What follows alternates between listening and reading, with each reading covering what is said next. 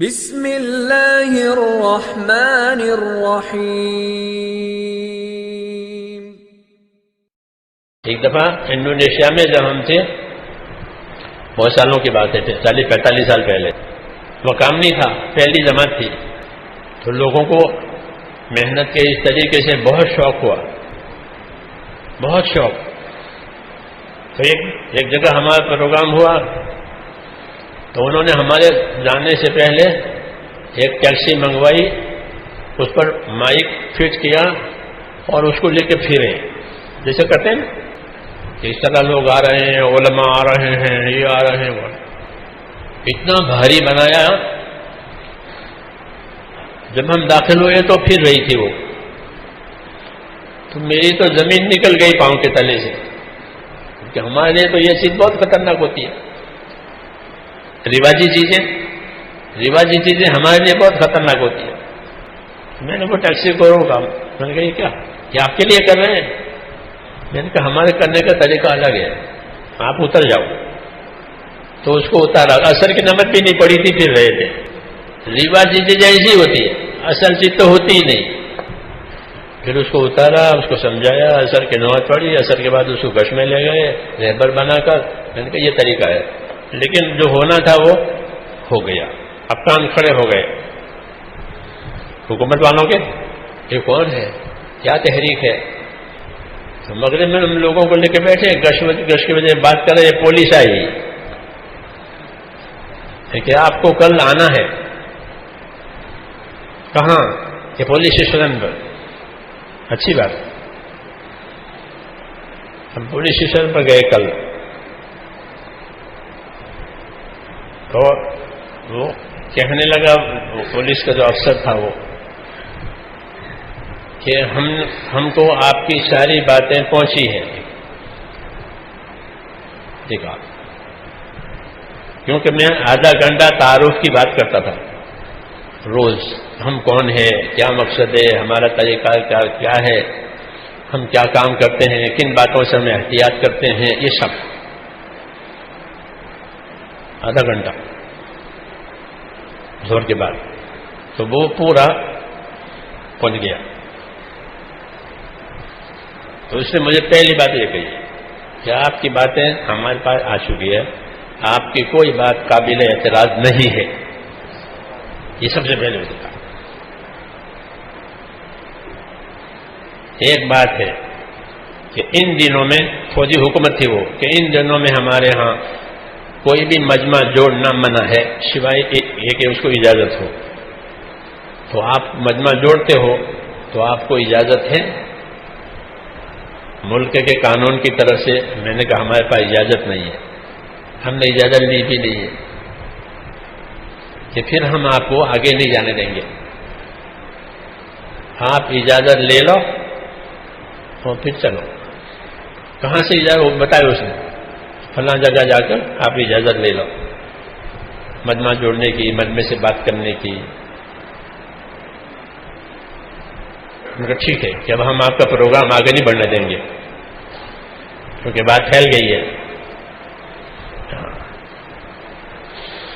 جب انہوں نے جو بتایا تھا اس کے مطابق ہم گئے وہاں، اور اپنی درخواست بات کرنے کی اور مجمع جوڑنے کی۔ تو وہ کہنے لگے کہ میں تو خود آپ کے پاس آنے والا تھا، مجھے آپ کے آنے کی اطلاع ملی ہے۔ یہ بھی کیا وہ افسر پھر سے ہم کو اجازت دی بات کرنے کی، سب کو۔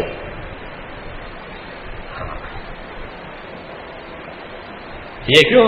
کہ ہماری ایک چیز، ہمارا ایک عمل ہے، ہم اس کو اس کی ترتیب کے ساتھ جب رکھیں گے تو ہر ذہن اس کو لیں گے، ہر ذہن لیں گے۔ جی ہاں، حکومت والے بھی لیں گے، دوسرے لوگ لیں گے، دوسری قومیں بھی لے گی، اور دیکھیں گے اس میں کیا فائدہ ہے، کیا نقصان ہے۔ جی ہاں، تو ظاہر بات ہے کہ ہمارا کوئی مطلب دنیا کا تو اس کے پیچھے ہے ہی نہیں، یہ تو سب کو معلوم ہو گیا، اس کے پیچھے یہ کچھ نہیں چاہتے۔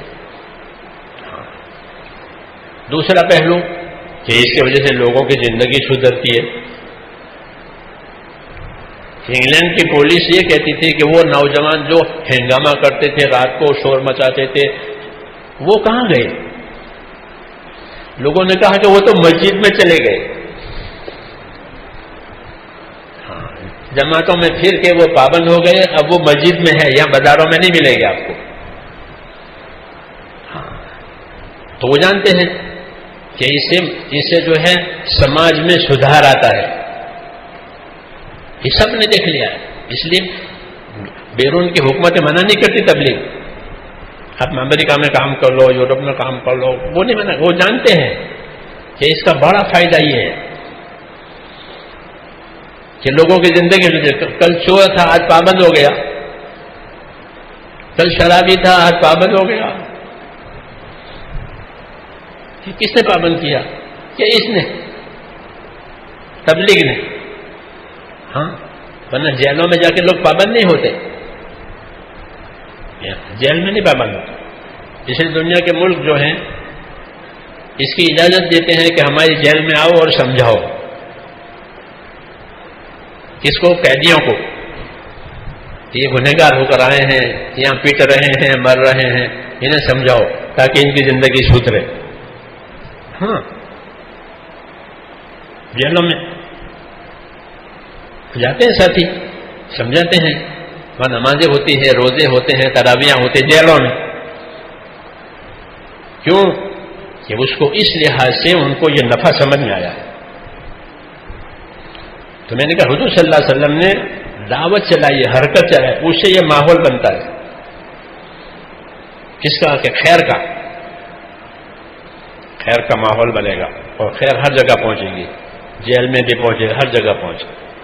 ہوائی جہاز چلانے والا بھی، پائلٹ، وہ بھی چلا لگایا ہوا. ہاں، وہ بھی اپنے کیبن میں اذان دے کے نماز پڑھے.